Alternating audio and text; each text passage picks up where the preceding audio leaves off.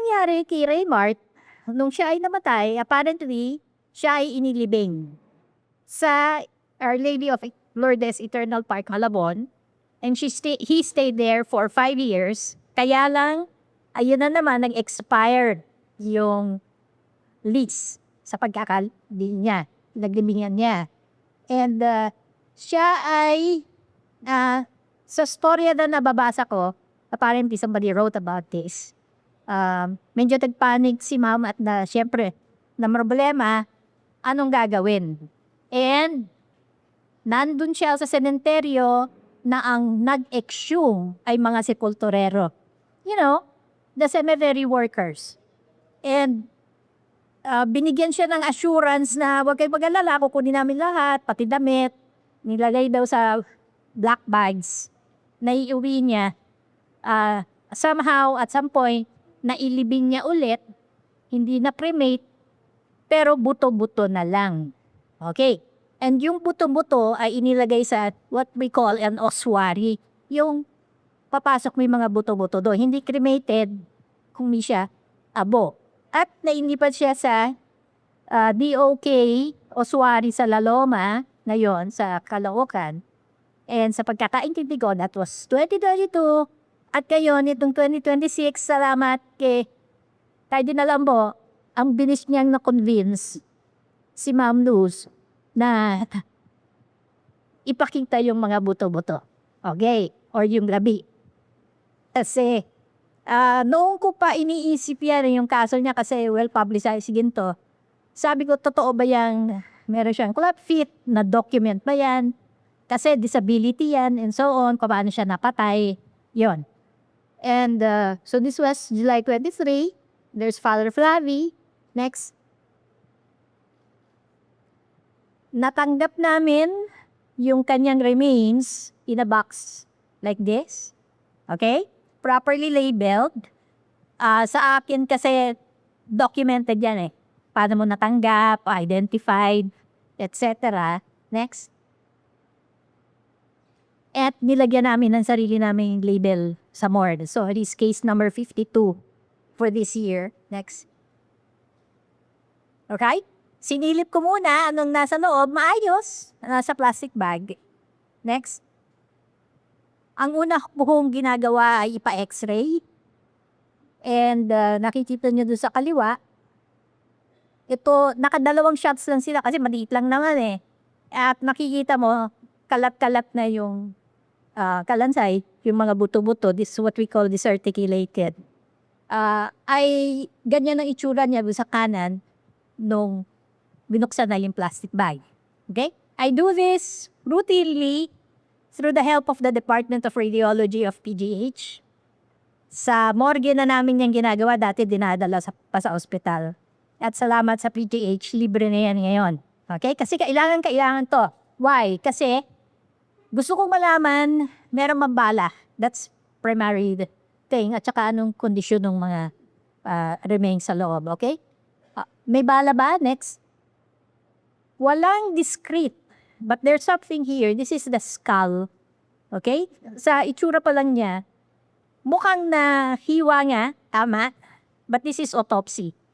Na previously autopsied siya. Now, merong mga maliliit na puti-puti dito. Ayan o. Yan. Na suggestive of metal fragments and therefore could be bullet fragments. Pero yung mga maliliit na ganyan, hindi mo na yan makukuha. That's also the value of having an x-ray. Kahit pa paano may nakikita tayo. Okay. Next, please. So mukhang may tama siya sa ulo. So, paglabas nun sa bag, ilalagay namin sa tray na ganyan. Kung minsan kinakailangan linisin pa eh. So, may mortisya na gagawa. But in this case, mukhang tama yung sinabi na hinugasan, in-scrape, nilinis yung buto. Now, that's an advantage kasi hindi na namin kailangan linisin. However, kasi ang gumawa, hindi naman talaga scientifically minded. Ang daming nawala, and so on. Okay? Itignan mo lang yung tray sa kaliwa. Next. Okay? Ito yung hiwa sa skull na mukhang in-examine siya previously, that there was a previous autopsy, and I tell you, as a forensic pathologist or even as a pathologist, maling-mali yung hiwa. Kasi ang kipot-kipot. Maraming tanong dyan. Okay, later babalikan natin yan. Ano pang nakikita dito? Ito yung buto niya sa legs. Yung mas mataba, tawag dyan tibia, siya yung nasa may gitna. Okay, weight bearing yan. Medyo normal, although nung later in-examine namin, medyo twisted siya. Okay? Imbis na pag ganyan, medyo na-twist siya na ganyan. Pero this one, itong manipis, mas manipis na buto, siya yung fibula, nandito siya sa tabi. Okay? Really, very, very abnormal kasi ang nipis-nipis niya at saka baluktot. Nakabaluktot siya. Okay? Tapos, ito medyo nadismaya ako kasi nang pinupulot ko na, naku, alin dito ang buto sa paa kasi yun yung habol natin eh. Na ma-determine nga kung may deformity siya. Konti. Yun ang problema. Kasi si sepulturero ang namili ng mga buto-buto. Ang daming nawala. Ang daming nawala. Okay? But anyway, we'll work with what we've got. Ang isa pa, ito na lang ang natitira sa panga niya. Nawawala yung kalahati. So again, a huge disappointment kasi mukhang damaged. Mukhang may sugat. Next.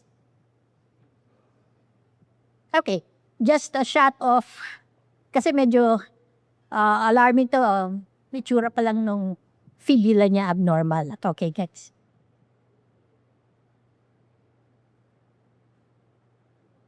Next please. Okay. So ano mga dokumento ang meron? Classically, dapat yung katawan may death certificate, which is good. And actually, very disappointing sa akin many times. Meron kang page 1, wala kang page 2. Walang laman yung death certificate. So buti na lang may page 2. But anyway, nung nakasulat dito, hihimayin natin yung dokumento next. Let's just zoom in on the essentials. Ang cause of death daw niya, gunshot wounds sa ulo. Okay? Ang kumirma ay isa medical legal officer ng PNP. Autopsy, yes. So, inotopsy niya. Ang isang comment ko dito, and this is generally in the Philippines, ito yung tinatawag na manner of death.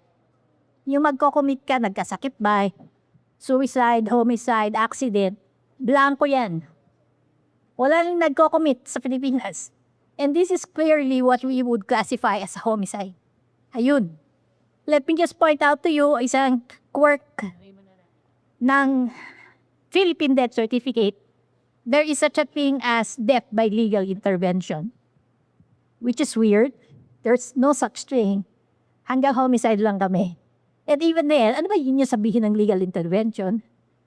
Wala rin namang nagko-commit kahit na yung sinabi pinatay ng pulis, hindi daw yung death by legal intervention. Okay? Yan yung mga frustrations ko sa Pilipinas. Next, please. Isang dokumento pa, nabuti, meron tayong kopya, yung kanyang autopsy findings or kinatawag niya ng medical legal report. Okay? 2 pages. Again, tuwang-tuwa ako. I was holding my breath when I got this. Kasi usually page 1 lang ang nakukuha natin. Hay, salamat, may page 2. Okay. So, himayin natin. Ang makikita mo dito sa page 1, okay? Again, frustration ko sa Pilipinas. The purpose of the laboratory examination is to determine the cause of death. Come on. May tama sa ulo. Okay, binaril sa ulo. But you go further than that. Tapos tinawag siyang fully developed, fully nourished. Saan ang galing yun? Payat na payat nga eh. Fully developed, meron ngang disability eh. Okay? Tapos, pero, at least in-acknowledge, clubfoot deformity. In-acknowledge ng doktor. Okay? Tapos yun na nga, conclusion, cause of death, gunshot wounds, head. Okay? Ito, mas masalimuot. Next. Sergio po. Next. Nasaan na? Kaya na, okay. I'm sorry. Ito yung kanina sabi ko. Zoom in. Okay? Let's go to the next page. Yan. Okay. Mamaya, hihimayin ko to. As a forensic pathologist, I went over that. Line by line, word for word. Ano ang sinasabi mo ni doktor? Okay. Skip muna natin to.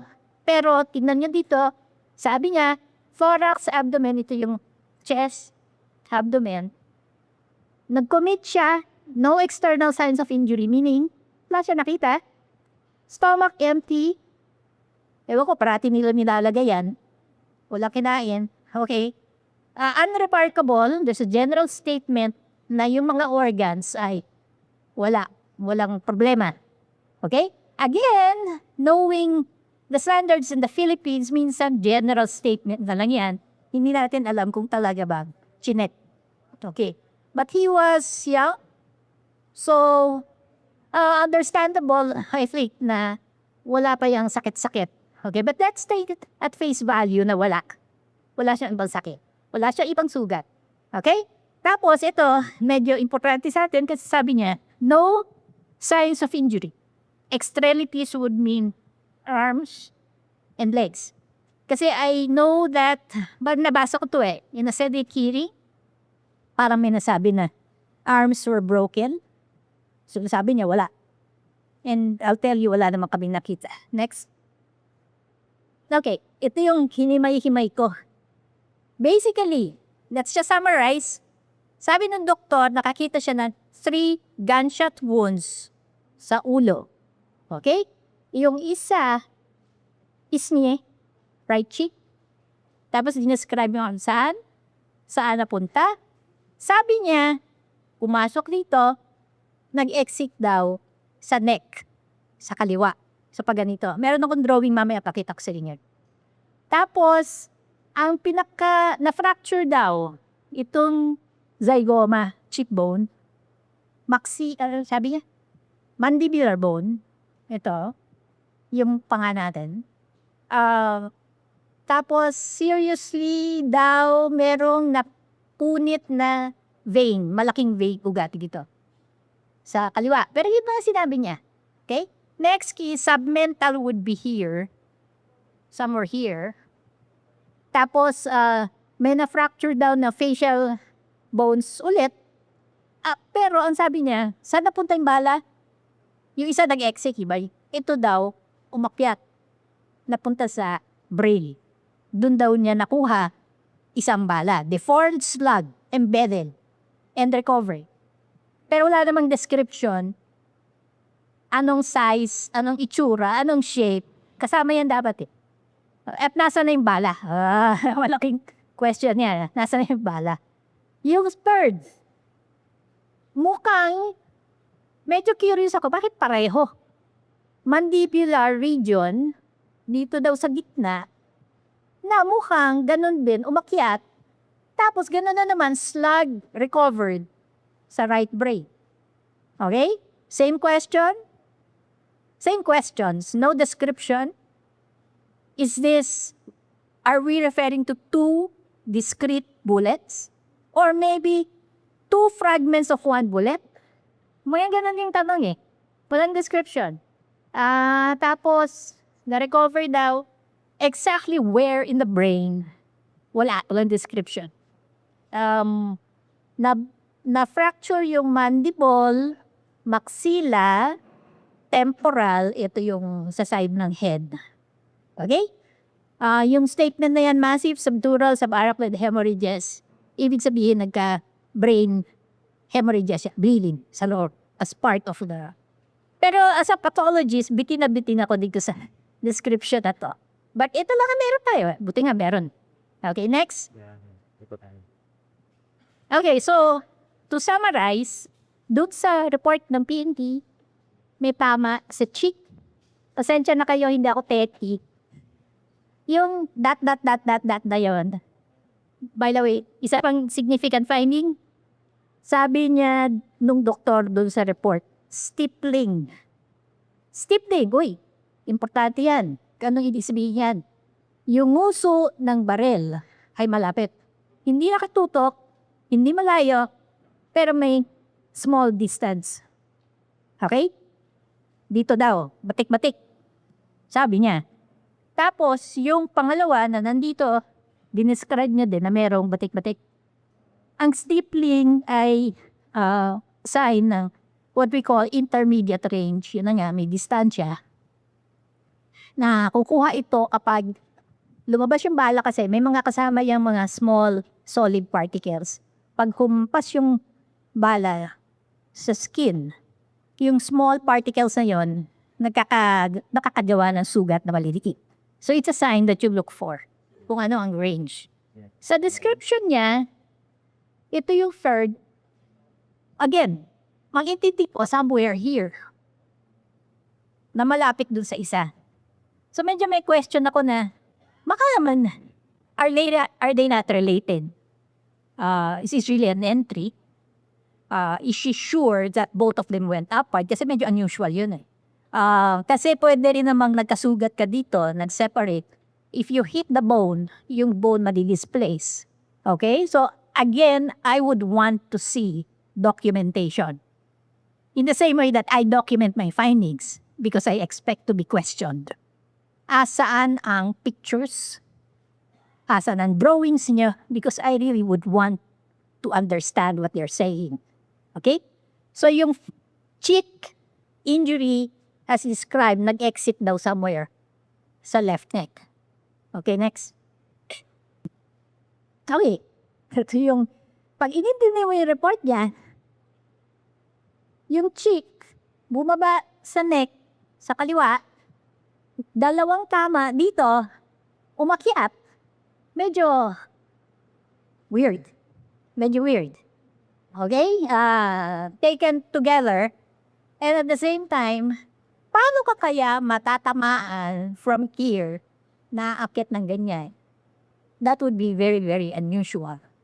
I don't know how he was positioned when shot, and that's the reason why you document, you study. This is a necessity, what we call reconstruction. Okay, so medyo odd yan. And I'm not sure if this is real. And let's see if we can, if the exhumation, the examination of the bones would help text. Okay, so to summarize, sabi ng report, ito ang masasabi natin. Nag-commit, dinocument niya, bilateral club feet.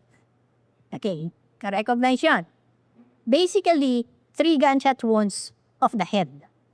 As I explained, 2 penetrating, ibig sabihin walang exit. This would be yung nandito daw, at 2 bullets recovered. Tapos isang perforating, yun sa cheek, na naligid daw sa neck, lumusok daw. 2 daw intermediate range. Ito yung medyo malapit. As described. Okay? Tapos ayan daw yung fractures, ayun yung lacerations. Again, as a pathologist, bitil. Next. Okay. As pointed out earlier, pertinent negatives. Wala daw siyang nakitang ibang injuries. Wala daw siyang nakitang sakit. Okay? So, ang conclusion, if he had not been shot, buhay siya. Parang ganun. Next. Okay. So, ganito ang ginagawa namin, nilalatag sa buto. Let me just acknowledge that I work on this case together with my colleagues. This is Dr. Nick Dempsey, forensic anthropologist, and our assistant, she is Annie Valera. Okay, anyway, so meron kaming modest team. Kailangan ko sila kasi hirap na hirap ako doon sa paa. Mare, specialty nila yan. So nilalatag mo yan sa table in what we call the anatomic position. Okay? So ganyan. Next. And ito yung scratch paper ko just to show you. Yung mga itim-itim na parts, unfortunately, yung mga kulang-kulang ng buto. Okay, so hindi ideal. Hindi ideal. And that's why isang lesson learned here is kung ililipat yung buto, pwede bang pakita niyo muna sa amin para maayos. Marami silang masasabi actually, yung kay mga namatay. Very, very incomplete. Lalo na yung panga, very important sana, yung left dito. Tapos yung paa. Ang nabuo lang nila Dr. Dempsey ay yung kaliwa. Kasi kulang na yung puto sa kanan. Kaya nangulit din ako, humingi ako ng pictures. Nagbigay naman si ma'am.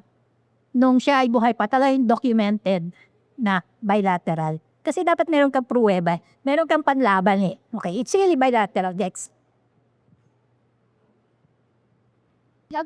Ito yung ginawa nila. And this is left. That's right. 3 buto lang out of 7 ang nasa ankle ng kanan. So, hindi mo ma-reconstruct. But there are already abnormalities in that one big bone. Tapos ito, buti na lang nabuo yung kaliwa. And makikita mo, it's really club foot. Yung naka-inward deviation yung foot. Hindi nakaganyan, pero nakaganon. Okay, next. Alright, just a few pictures of the skeleton. Just to again show you, ayan yung cut ng autopsy na mali. Kasi ang nipis-nipis ng opening nila. Nawala yung ngipin niya sa pictures kompleto. Maganda yung ngipin niya eh. Postmortem loss yan. Mukhang may fractures nga sa maxilla pero mas marami sa loob. May fractures sa orbits, mas marami sa loob. Okay, next. Ito yung side ng head on the right. Sabi ng doktor, may fracture daw dito pero mukhang hindi. Pero ito makikita mo, may fractures. Ito yung hiwa ng autopsy, fractures. So we document that because, you know, the bones are all we have. And we try to see what they can tell us. Next. Okay, sa left side wala masyadong damage. You're seeing just the autopsy cut. Next. Alright, this is at the top of the head. Again, just showing the autopsy cut. This is the skull sa ilalim. And you're seeing, ito yung, ano ba yan, ngala-ngala, palat. Ito yung maxilla din yan eh. So may fracture siya, may mga maliliit dito. This is occipital bone, the base. May fractures dito. I don't know yung sabi niyo may butas, but there's none. This is right side, this is left side. So mukhang wala namang tama dito sa likod. I'm not too sure about a scalp, you know, yung soft tissue injury. Hindi ko alam if it's related to yung sabi niyong pinukpok. I don't know. Or just part of the gunfire. Mahirap sabihin. Next. Okay. Looking at the inside of the skull with the plate removed. Ang liit-liit. You know, it's really impossible to remove the brain and properly examine it this way. Ang tawag ko dito, alkansya cut. Parang yung sabi kong autopsy lip na hinihiwa kunwari pero hindi naman ino-autopsy. Ito alkansya. Kasi ang liit eh. Kung ganyan, hindi mo matatanggal yung brain in one piece. So, may questions tuloy ako. Paano mong nalaman na meron kang bala dito? Kasi as a pathologist, talagang tatanggalin namin yung buo. Tapos isa-slice mo. So you document. And yung sinabi niya may 2 bala, paano niya nalaman na may bala doon? Nag-x-ray ba siya? Kasi that's the best way to know may bala ba, nasaan yung bala. Kasi kung hindi, anong ginawa niya? Kinapa ka pa. Although I have a suspicion that kasi may fractures dito, baka obvious yung isang bullet or bullet fragment nakuha niya agad kasi nandito. I don't know. I'm speculating. Next. Okay. Ito yung What's left of it, only the right side. And again, Nireconstruct nila yan, ginuglue nila yan. This looks like one bullet hole. Itong pabilog na to. And unfortunately, wala tayo nung gitna at saka yung the rest of the left side. Okay, next. Alright, this is what's inside. Sinip mo siya. And ayan yung pinasukan ng bala. And this seems to be consistent with the account that it's an entrance wound. Okay? Na may batik-batik. But using the fractures. Okay? So mukhang gunfire injury. Next. Alright. Ito yung medyo paumanhin kasi hindi ko pinixelize kasi this tells us something. In the first place, I had no access to actual pictures of him, as is, at the scene. I don't think this is how he was shot. Mukhang sabi nga ni ma'am kanina, nag-uusap kami, in preparation na yan, nandiyan na yung punerarya eh. Ililipat na siya, dadalhin na siya. But what is this telling us? What he was wearing? Okay? Yung paa niya, mukhang bilateral club feet nga. There's a lot of blood here. Okay? The image is not that good. Next. And I wish we had more. Standard yan dapat, CSI, and so on. Again, my apologies for this one. But this really is telling, like, makita nyo ang payat niya? Ang payat-payat niya. So ano na yung fully nourished na sinabi? He's not.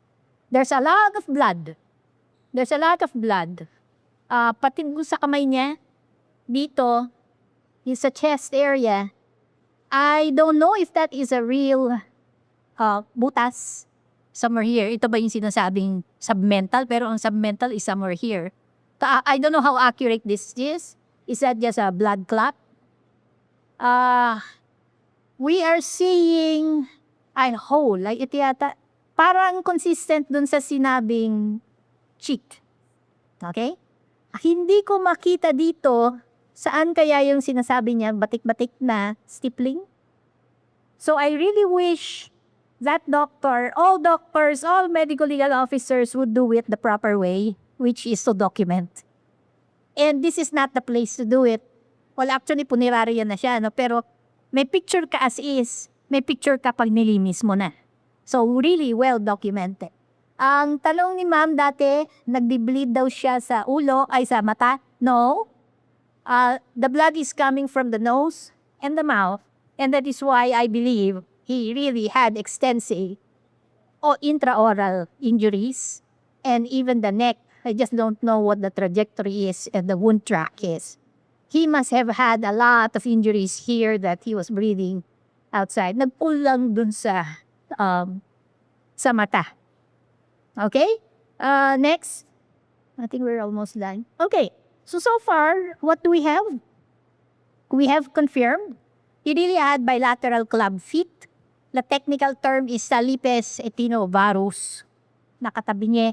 How does it happen? It's a congenital anomaly. May tendons, makakapal na panghata, connector ng muscle sa buto na maisi doon sa medial part. So, napupul yung paa mong pa ganyan. And yes, it can be corrected. Unfortunately, sabi ni Ma'am Luz, ang problema actually was money. Okay, it can be corrected, yes. So, hindi nagawa. So, he lived to 18 with the deformity and he managed to still move around but he was disabled. Okay? What else? Yung maliit na fibula, yung buto dito, kasi na hindi weight-bearing, it's more of hypoplasia vicious. Hindi siya naglalakad ng maayos eh. So, nag-atrophy yung area na yon. Tibial torsion kasi nga, yung paglakad. Kasi several years yan, ganon. The skull fractures, we call them perimortem, mukhang at or around the time of death. So significant. Gunfire injuries, not from something else. Except I have my misgivings now, I don't know. We'll have to look at this. Kung baka nga napukbok siya if it's not connected with the injuries on the from the gunfire. A lot more fractures as we documented it and as seen in the photographs. Ito naman ang advantage namin kasi buto na yung nakita namin versus yung doktor na una na may laman pa. Mas makikita mo yung fractures kapag skeletal remains na.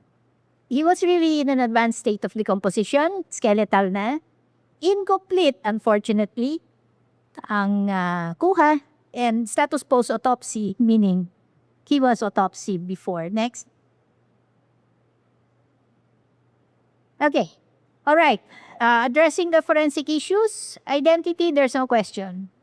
It was documented all the way, and we have the deformity. It's clear that it was him. Cause of death, I would put it as gunshot wounds, parenthesis S. I don't know how many times he was shot. Probably more than one. Okay? Yun yung limitation namin. Manner of death, I would commit to homicide. Clearly homicide.